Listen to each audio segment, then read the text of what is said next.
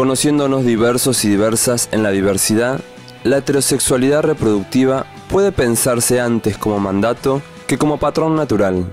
El vínculo que une y amalgama sexo, géneros, sexualidades no es del orden de lo natural o biológico.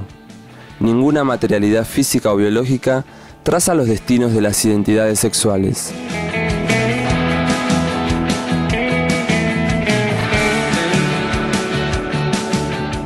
Tenemos una diferencia total y absoluta entre orientación sexual e identidad de género.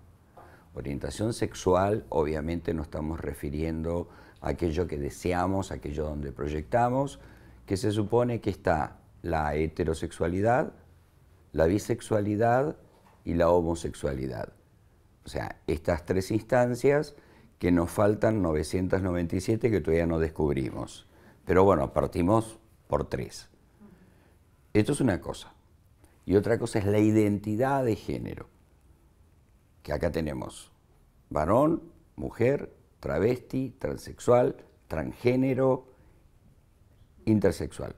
Nosotras somos esa prueba viviente de que digamos que la biología no es un destino y que quien nace con una genitalidad, y empieza a nombrar estas cosas, ¿no? Porque digo, es genitalidad, pene y vagina existen dos. Ahora, identidades de género como construcciones sociales deben existir tantísimas, y lo mismo práctica sexual, porque yo como travesti podría ser heterosexual, podría ser bisexual, podría salir con otra travesti, con un hombre trans, o sea, sería tan infinita la combinación como lo es el propio deseo. Una de las luchas es poder decidir nosotras por nuestro cuerpo y nuestra vida. Nos parece que no nos podemos poner rótulos, en este caso rótulos en la cual identifica una persona. Nosotras decimos que primero somos personas, y de ahí viene la lucha, esta lucha que tenemos, que es el derecho a la identidad, el derecho a ser quien una quiere ser y cómo una quiere vivir. Cada una vive su sexualidad como quiera vivirla, y realmente lo que la sociedad tiene que saber es saber que todas las personas no somos iguales, y que tenemos derecho a decidir nuestra sexualidad y nuestra identidad.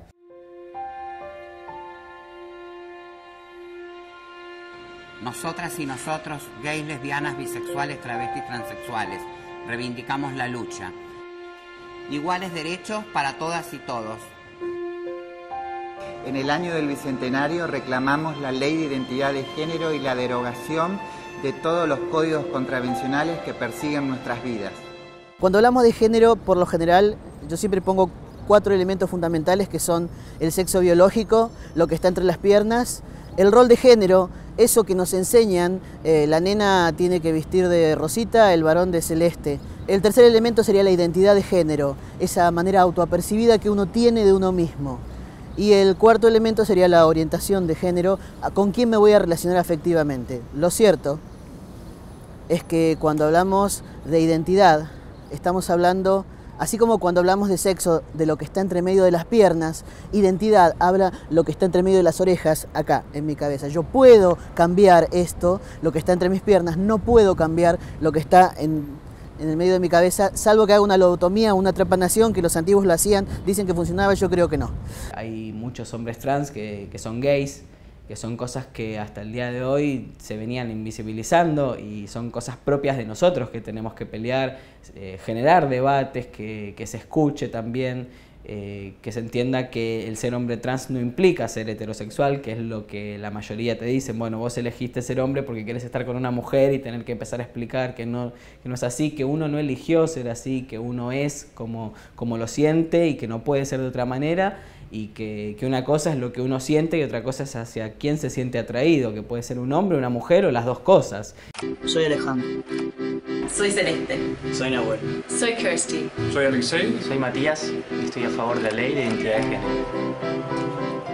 Para pensar la sexualidad desde un marco normativo, desde un marco político, desde un marco institucional, hay barreras y resistencias que están dadas por las propias ignorancias, tradiciones y bagajes que trae el propio sistema político, pero también hay actores de peso como algunas religiones, algunos marcos religiosos, en particular en la Argentina y en toda América Latina, el peso de la Iglesia Católica en la resistencia a los cambios.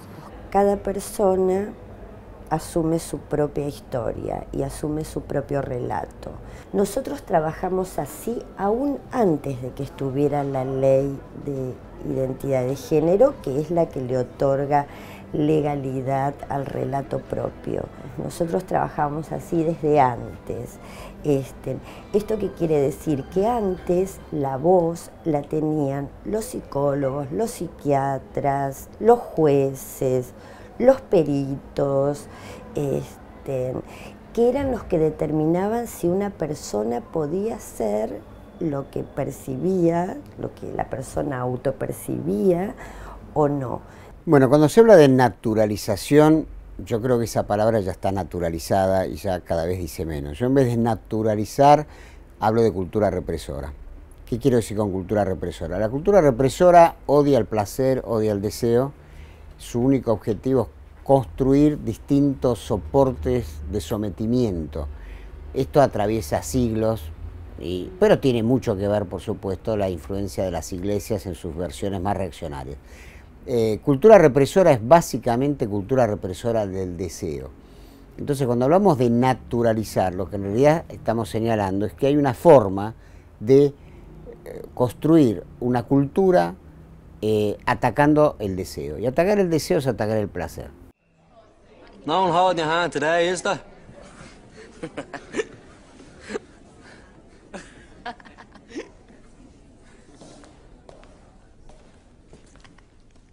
I'll hold your hand.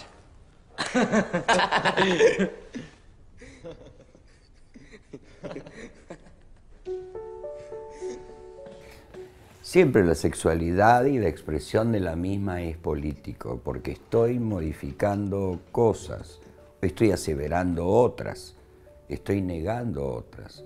Por ende, uno como ser político, por excelencia, desde lo ideativo, desde lo ideológico, y es también desde lo sexual. La sexualidad es política. Primero lo que deberíamos pensar es que vivimos en una sociedad patriarcal heteronormativa. Porque el problema, hay gente que puede estar escuchando y piensa que nosotras somos como una cruzada contra la heterosexualidad. Nada que ver, yo no caería en ningún imperio del género. A mí me parece que lo que no se entiende es la diversidad que hay, ¿no? Y cuando hablamos de diversidad también se entran en el arco iris la propia heterosexualidad, porque si no, ¿de qué diversidad estaríamos hablando, no? Porque si no, lo que se establece son jerarquías, ¿no? Bueno, esto es lo bueno y esto es lo diverso, lo otro, lo abyecto, lo que no se debe ver, lo que no quiero ver. Creo que todo es dinámico, así como el sexo es... lo biológico marca, eso es indudable, nunca es destino. Este es el punto. Sí hay un punto de partida, sí algo que me marca. Yo no puedo medir 2,10 metros. Me gustaría, pero no puedo. Ahora, ¿qué hago con esta medida de cuerpo? Puedo ser pianista, puedo ser psicólogo como soy, o puedo ser un deportista. Es decir, sí nos va a marcar, pero no es destino. ¿Qué nos pasa a cada uno de nosotros cuando somos atravesados por una experiencia de construcción de la identidad, por ejemplo, en el caso de Lulú, diferente a la expectativa? Y que en general lo que nos pasa es que nos choquea, digamos, y que buscamos el problema. Pero la verdad es que con Lulú no hay ningún problema. Más que, construyó su identidad de manera diferente. La identidad empieza a constituirse muy temprano en la infancia.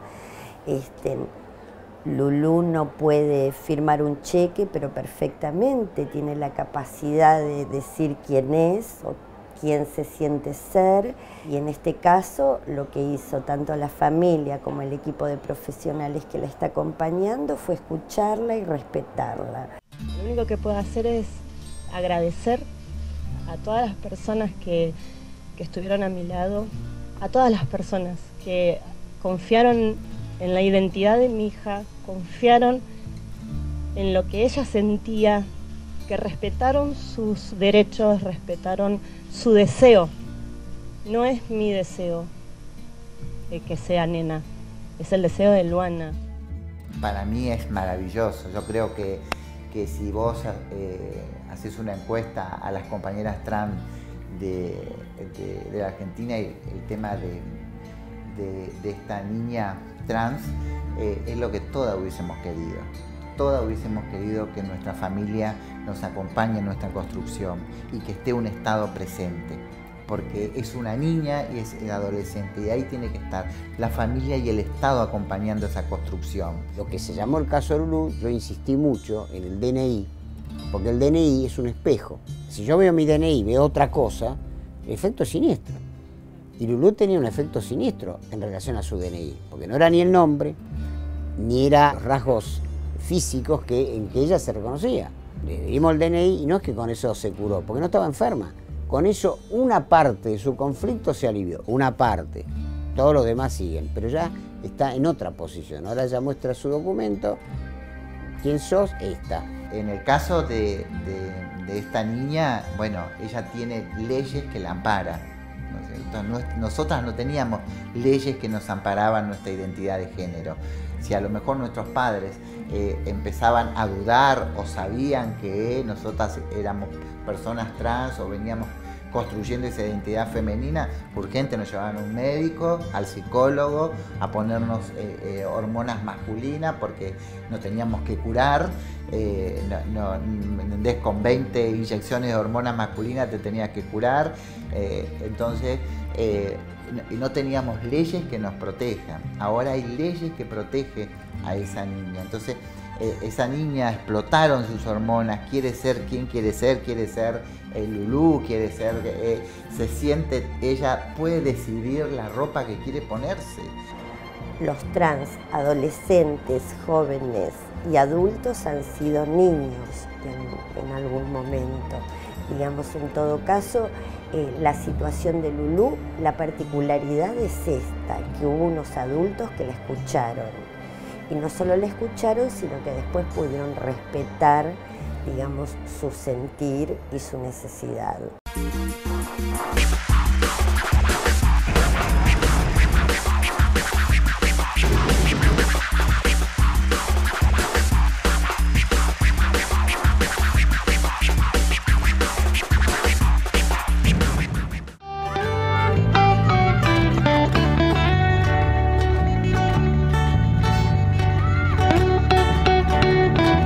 Las construcciones e imaginarios conservadores y patriarcales reproducen el discurso biologicista como sustento de los binarismos de género, macho, hembra, varón, mujer, masculino, femenino. Se trata de una máxima cultural para normalizar y moralizar los comportamientos, deseos, sentires y subjetividades.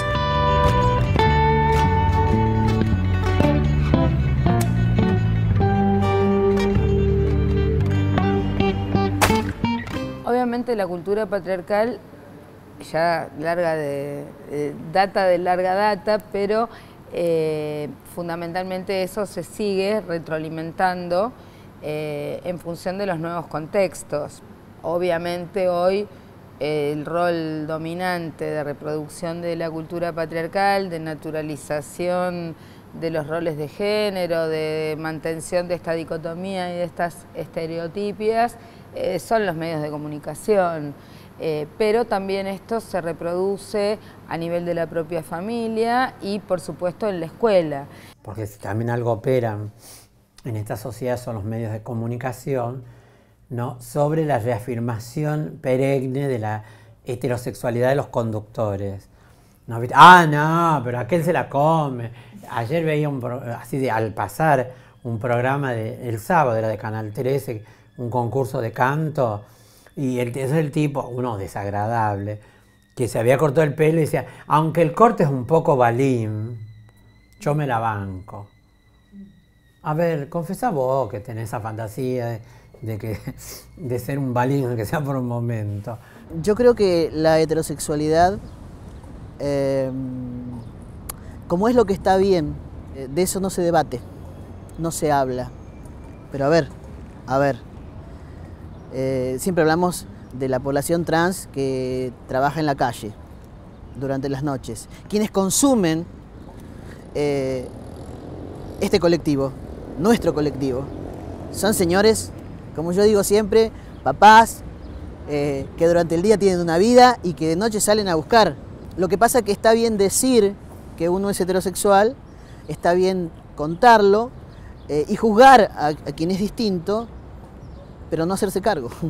Entonces se sigue viviendo en esa mentira. Por ejemplo, yo ahora yo trabajo aparte en la Municipalidad de Avellaneda, estoy dentro de la Secretaría de Salud y Desarrollo Humano. Dentro de la Dirección de Programas Sanitarios tenemos el programa Diversidad, que empezamos a trabajar en abril de este año. Y una de las cosas que hacemos es ir a dar charlas a diferentes ámbitos de la municipalidad y a diferentes unidades sanitarias. Y una de las cosas que me pasó en dar las charlas, hablar y que salga el tema del caso que hubo, que fue a Susana, del hombre embarazado. Y ahí es como que no, es como que tienen un completo rechazo con eso y dicen, no, pero vos elegiste ser hombre, no podés quedar embarazado. Ella, Karen, nació varón. Él nació mujer. Se conocieron, se enamoraron y decidieron tener un hijo. Una pareja muy particular porque es el padre el que está embarazado. Me encanta todo. Realmente es fabuloso lo que está pasando con... Hola, mi amor. Hola. Volver a explicar que uno lo elige y eso, y cuesta mucho, porque siempre encierran en eso de que lo que la sociedad espera del hombre, lo que la sociedad espera de una mujer, cómo tiene que ser, y que hay ciertas cosas que no son de la mujer y ciertas cosas que no son del hombre.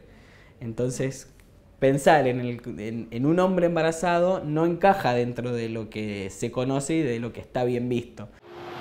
¿Cuál es la definición de hombre? ¿Es tener un pene?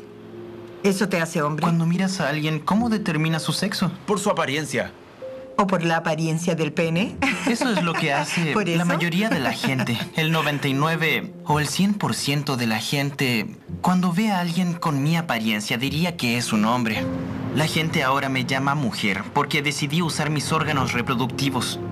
¿Y si hubiéramos pagado a una madre de alquiler? ¿Y si hubiéramos adoptado? Si hubiéramos adoptado a un niño, sería el padre del niño. Lo sería, ¿no? Así es como la mayoría de la sociedad ve a una familia. Sí. En nuestras cabezas puede estar eso de ser madre, pero bueno, no nos dejaron poder desarrollar el tema dentro de la cultura de la sexualidad, el derecho a poder ser madres o ser padres, en este caso los hombres trans. Pero creo que ahora, como estamos viviendo en Argentina, eso lo podemos hablar, pero siempre existió. Hay muchas mujeres trans que son madres y que tuvieron hijos biológicos y que adoptamos. En mi caso yo tengo un hijo que es un hijo de corazón, pero bueno, eso no lo podíamos hablar. Yo creo que ahora lo podemos hablar, podemos expresarnos, podemos elegir y podemos elegir si queremos ser madres y tener un hijo biológico. Some people say that they are born the way they are destined to be. Karen, it is a beautiful, healthy baby girl.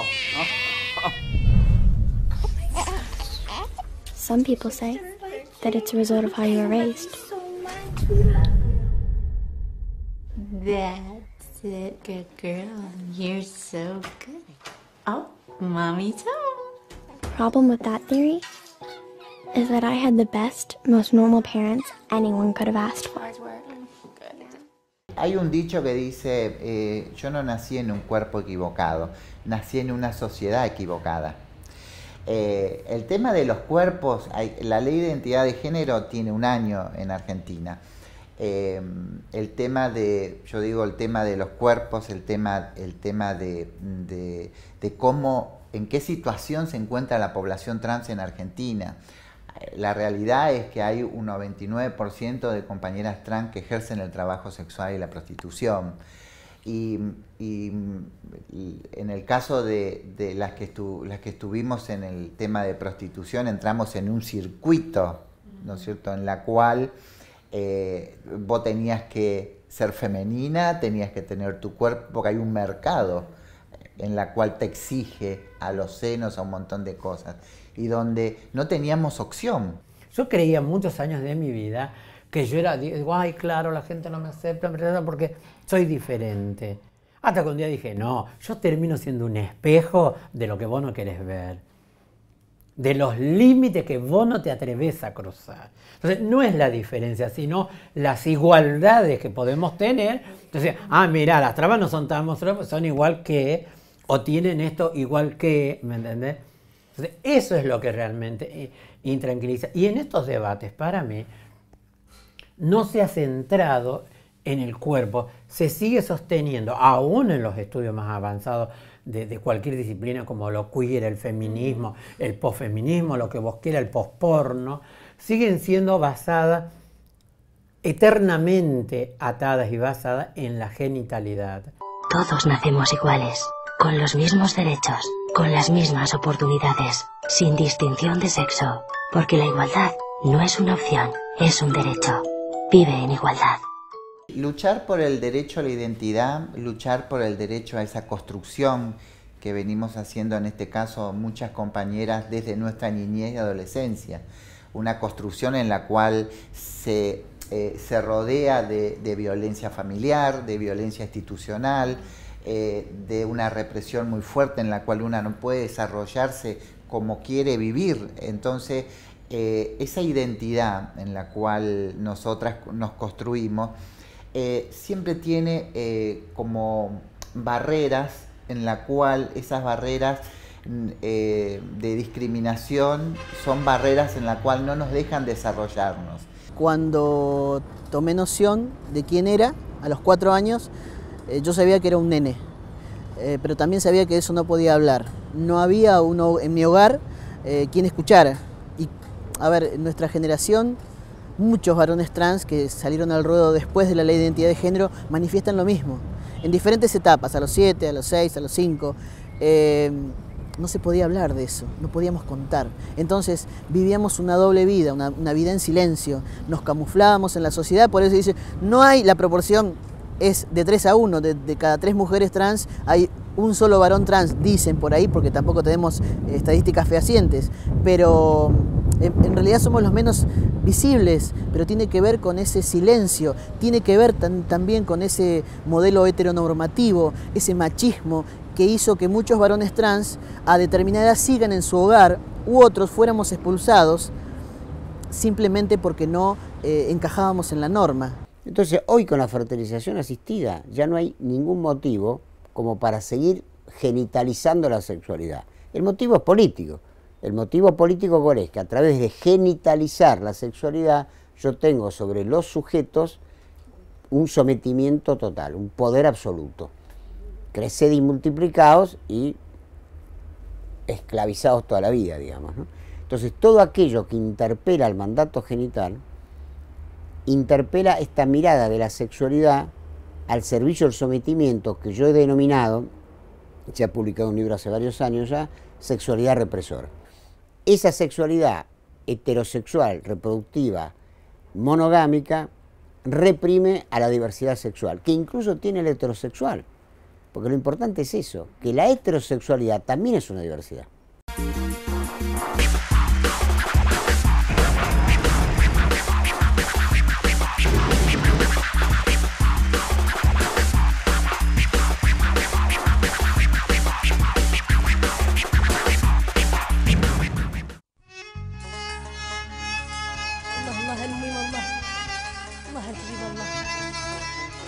El 19 de octubre se celebra internacionalmente el Día por la Despatologización de la Transexualidad.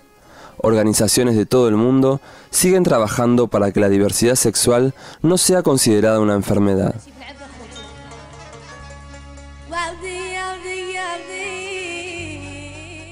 Yo he visto famosísimos médicos que repiten con una liviandad, sos un hombre atrapado en el cuerpo de una mujer.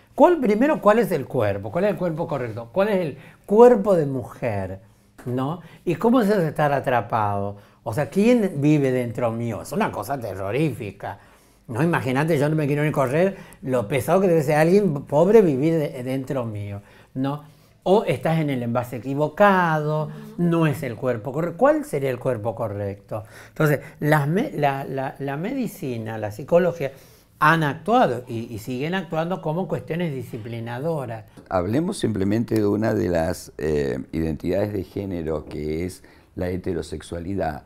Hoy, aquí, vamos a hablar de mutilación genital femenina, no estamos hablando de Egipto, no estamos hablando de poblaciones paupérrimas de África donde se le quita el clítoris a la mujer con una gilet. Estamos hablando de hoy, aquí en Argentina, donde en los hospitales a las niñas que nacen con un clítoris con determinados milímetros de más, se los corta.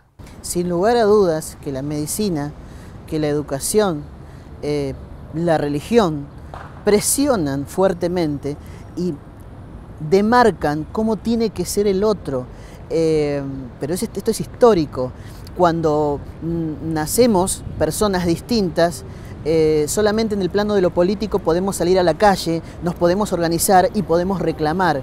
Pero hoy mismo, aún teniendo una ley de identidad de género, todavía tenemos, por ejemplo, en el caso de la medicina, la vieja mirada de la medicina que demarca aún cómo tienen que ser las cirugías en este país. En el caso de las sexualidades, la dicotomía varón-mujer está potenciada y hace a esta cultura patriarcal. La cultura patriarcal, de alguna manera, legitima una posición dominante de los varones para el sojuzgamiento de las mujeres, pero en esa práctica de sojuzgamiento de las mujeres también se carga en la bolsa y se lleva puesto todas las otras diversidades que quedan o invisibilizadas o sometidas aún en condiciones de mayor denigración que las propias mujeres. ¿Cómo estás en tu problema? ¿Pablo? Pablo, tío, ¿qué te pasa? Joder, tío, es que tengo que ir al psiquiatra para que en el curro me reconozcan por mi nombre. El tema de la patologización, bueno, en Argentina con la ley de identidad de género ya no hay patologización, no tenemos que pasar por un diagnóstico psicológico, psiquiátrico. Yo siempre digo que yo estuve 10 años para que un juez me otorgue mi documento. Yo le hice un juicio al Estado y lo gané en el 2009, en la cual me otorgan mi documentación y tuve que esperar 10 años. Tuve que esperar 10 años una firma de un juez y mi expediente en un cajón de una oficina, en la cual tuve que pasar por un montón de humillaciones como pasar por el psicólogo, el psiquiatra, el forense, en la cual el forense me preguntaba, no sé, qué profundidad tenía mi vagina. Yo decía, pero no tiene nada que ver lo que me está preguntando el forense. Por lo general, cuando uno ya va al médico y se expone con su identidad de hombre trans o de mujer trans, ya lo que... O pueden pasar que el médico no esté de acuerdo o que esté de acuerdo pero quiera imponer ciertas cosas. Por el tema de que, por ejemplo, dicen, bueno, listo, sos hombre trans, está todo bien, bueno, tenés que empezar el tratamiento hormonal, hay que hacer la mastectomía, hay que hacer, vamos paso por paso, y por ahí uno no es realmente lo que quiere, por ahí simplemente lo expuso, o quieres solo hacer un tratamiento hormonal o solo hacer una mastectomía, y siempre está ese tema de que, bueno, no, seguir el paso a paso y tratar de lograr todos los cambios posibles para que el cuerpo sea el adecuado para considerarlo hombre o mujer. No podemos soportar lo incierto, ¿no? Y esto se pone muy de manifiesto en los niños intersex, los niños y las niñas intersex, donde la medicina necesita actuar inmediatamente, digamos, no hay ninguna posibilidad de tomarse un tiempo, de ver, digamos, el niño, cuál será su necesidad, digamos, hay una ansiedad de parte de los profesionales por definir inmediatamente la situación. Ayer, al salir del instituto, me vino a buscar mi madre y me llevó al hospital, como cada semana. Hay días que no hay casi nadie, pero ayer había mucha gente. En esa sala nunca nadie se mira a los ojos. Cuando llegó mi turno, la enfermera me llamó Clara. Ella sabe que no me llamo Clara, pero hasta que la doctora no lo decida, no me llamará por mi nombre. Entré en la consulta y una vez más empezó un largo diálogo absurdo. ¿Cómo estás? ¿Qué has hecho hoy? Y mi pregunta favorita, ¿cómo estás de tu problema? A mi criterio la medicina no existe, ¿no? O sea, existe como abstracción, hay médicos. Y los médicos tienen formaciones, y la formación en medicina, yo soy médico, ha sido generalmente muy academicista, muy escolástica y, para decirlo de una manera, muy reaccionaria. Pensemos que las clases profesionales en Argentina siempre han sido clase media alta o muy alta, y ahí, además de la Iglesia Católica, hay que poner la influencia del Opus Dei, ¿no? Que es una institución siniestra y que ha modelado es muy generoso, deformado mentalidades durante décadas, ¿no? No solo que quiere crear cuerpos seriados de mujeres y varón, sino la funcionalidad de ese cuerpo también. Porque vos ves, uno de los argumentos era, no, ¿cómo a estas chicas la vamos a operar? Le vamos a dar un documento de mujer y si se casa con un hombre y después lo engaña que no puede tener hijos. ¿Qué pasa con las miles de mujeres que no pueden tener hijos por alguna cuestión física o que no quieren tener hijos? ¿Que dejan de ser mujeres? Entonces vos fijate cómo operan estos señores y estas señoras, ¿no? Sobre nuestros cuerpos, y lo hacen de manera tan violenta. Una manera violenta, primero anula la capacidad de pensamiento, la capacidad de creación o de construcción de tu propio cuerpo. La medicina nunca supo sexualidad. Algunos sexólogos, ahora es una disciplina bastante popular, pero en realidad la medicina, como se ocupa de las enfermedades, la medicina está orientada a la enfermedad. Y entonces con la sexualidad, todo lo que opinó fue para reprimir. Por el otro lado también este tema de los médicos que no están de acuerdo, que quizás están afectados por el tema de la religión. Pasa mucho que por ahí uno va y ya el médico o hasta se persignan cuando uno le dice, bueno, yo soy hombre trans, se persignan y no, bueno, yo no atiendo a personas así. O me pasó a mí de ir a una médica endocrinóloga, fue previo a la ley igual, presentarme y decirle que quería hacer el tratamiento hormonal. Cuando mira mis análisis me dice, mira, vos tenés, acá ya encontré cuál es el tema, me dice, vos tenés un exceso de testosterona, me dice, yo te voy a dar unas inyecciones de estrógeno y se te van a ir completamente esas ideas de que vos tenés de ser hombre. Todavía hay una construcción. Yo en lo personal, yo tuve que pasar este año por 2 operaciones, 2 cirugías. ¿Por qué? Porque en la primera el médico había dicho que ya estaba bien y yo cuando miraba digo, no, acá algo está mal, están construyendo aún desde la visión, desde el médico, no de lo que quiere el paciente.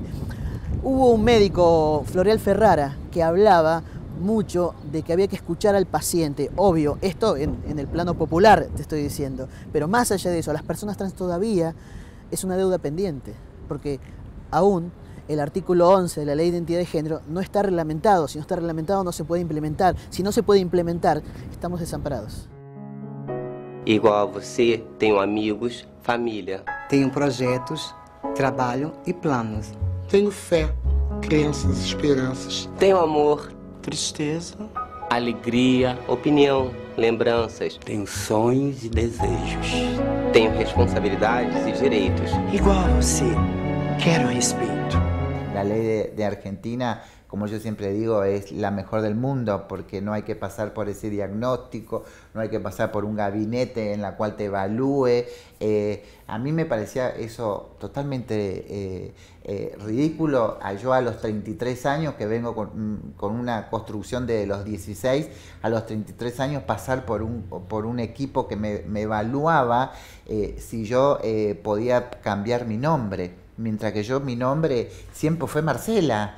Entonces, bueno, eso ya en Argentina no hay. El acceso a la salud, curiosamente la ley de identidad de género, el único aspecto que no reglamentó es el acceso a la salud.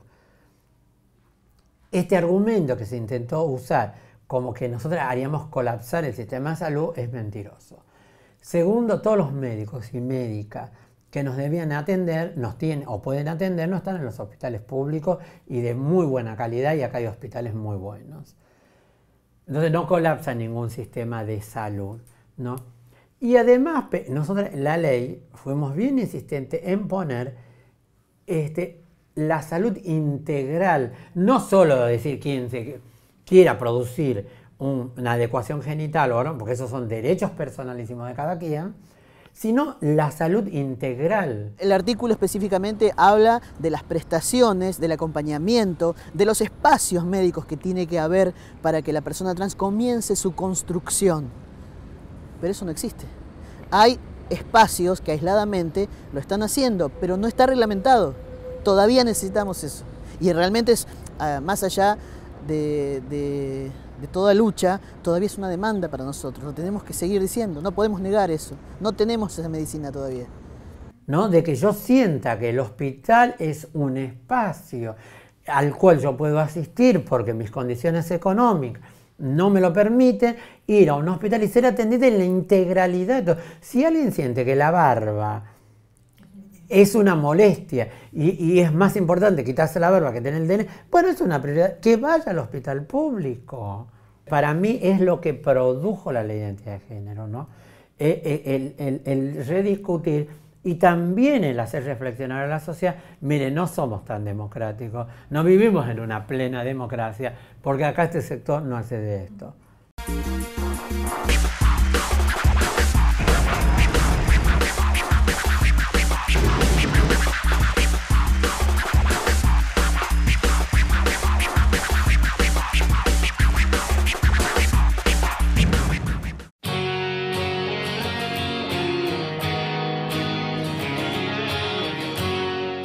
El trabajo de todos es por una sociedad inclusiva y respetuosa de la diversidad.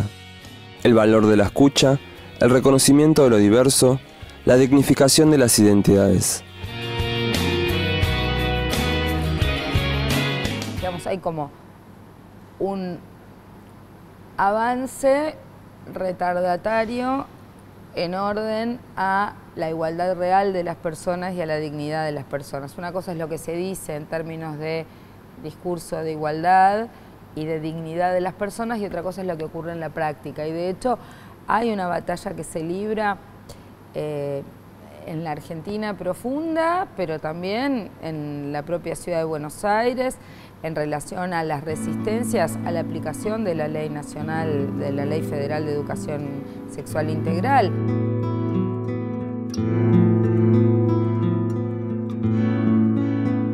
Tenemos provincias donde no se cumple en Salta, donde hay educación religiosa en las escuelas, pero tampoco se cumple en la ciudad de Buenos Aires, donde el ministro Bullrich, después de que nosotros identificamos durante varios años el exiguo presupuesto que había, en el último año que figuró en el presupuesto eran 1.000 pesos, bueno, terminó eliminando el renglón del presupuesto de la ciudad donde habla de educación sexual, de manera tal que no podemos monitorear ni cuántos recursos se destinan a este tema tan importante.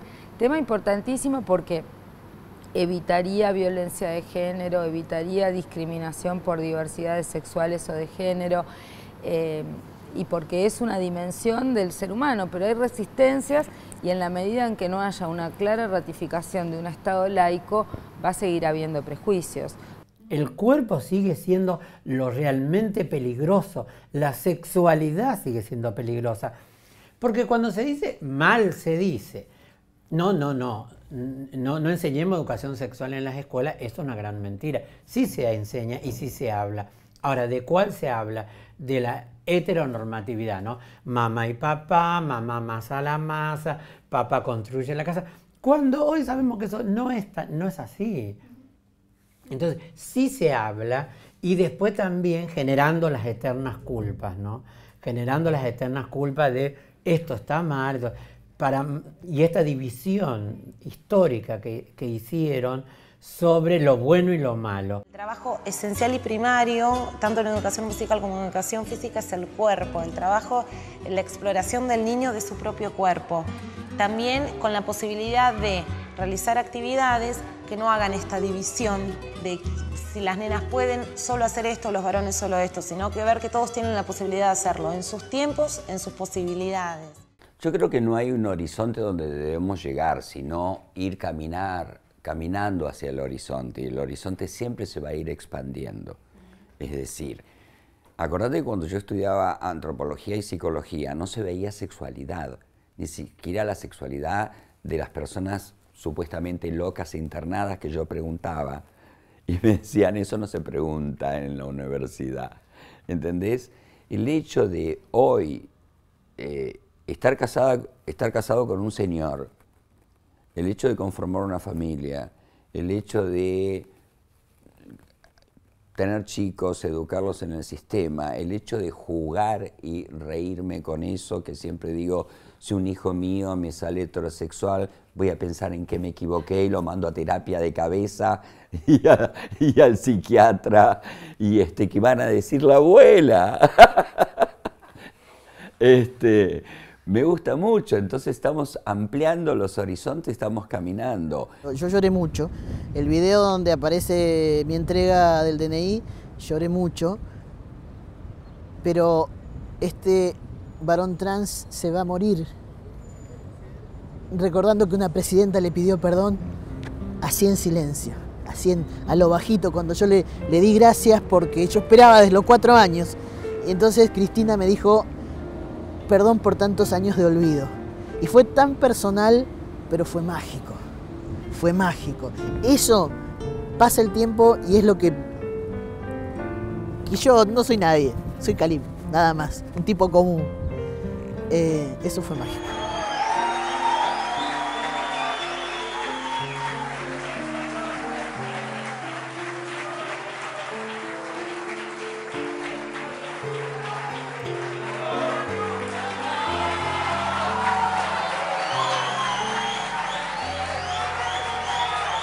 ¿Cuántos lugares públicos o no, o privados, tienen solamente en la mesa de entrada a una mujer o un varón trans? Acá en el Congreso hay uno, un varón trans. Eso fue impactante verlo, pero en realidad no. En realidad la comunidad trans no ingresamos a estos espacios. Todavía no tenemos un lugar, o sea, tenemos lugares genuinos como pueden ser una cooperativa, tenemos lugares... y que no está mal, está bien. Yo mismo, yo soy legalmente un desocupado. Yo sigo pegando mis volantes puertas por puerta para dar clases. Sigo siendo ese que daba matemática, física y química de antes y no cambió nada para mí. Todavía sigo siendo un desocupado más. Y esta realidad la vive todo mi colectivo. Nosotros estamos apoyados fuertemente por este gobierno, por los Ministerios de Desarrollo Social, de Economía, de trabajo, pero es todo muy incipiente, en generar cooperativas, dirigirlas, con todo lo que significa eso, ¿no? Pero yo creo que todavía el gran salto para mí cualitativo, ¿no?, va a ser cuando, y parafraseando a Michelle Bachelet, cuando una travesti entra al Estado, gana esa travesti, pero cuando muchas entran al Estado, gana toda la sociedad. La verdad que la ley de identidad de género soluciona, yo siempre digo, el 40% de nuestra problemática. No solucionó todo la ley de identidad. No es que con la ley de identidad de género yo voy, presento mi currículo y me toman en una empresa. No, este es el primer paso. Ahora hay que trabajar en el tema de todo lo que es la inclusión laboral de las compañeras y educativa. La cooperativa textil Nadia Chazú es un emprendimiento creado para y por personas travestis y transexuales con la finalidad de crear puestos de trabajo digno. Pues generalmente, siempre cuando se habla de desocupado, se habla de alguien que tuvo ocupado y que por alguna razón perdió ese trabajo. Nosotros nunca lo habíamos tenido. Entonces había que generar toda una conciencia de trabajo y sobre todo hacerle entender que, mira, vos podés no solo vender tu cuerpo, sino producir una fuerza de trabajo y generar una dialéctica con el mundo del trabajo. Como si, bueno, mira, además, nosotras sabemos hacer esto, podemos hacer esto, capacitarnos, ¿no? Demostrar nuestras capacidades. Entonces, eso fue lo que lo hizo surgir la cooperativa, ¿no? Esa necesidad de vernos y también empezarnos a pensar en otros ámbitos, no el acostumbrado ámbito en el que nosotras vivíamos, ¿no?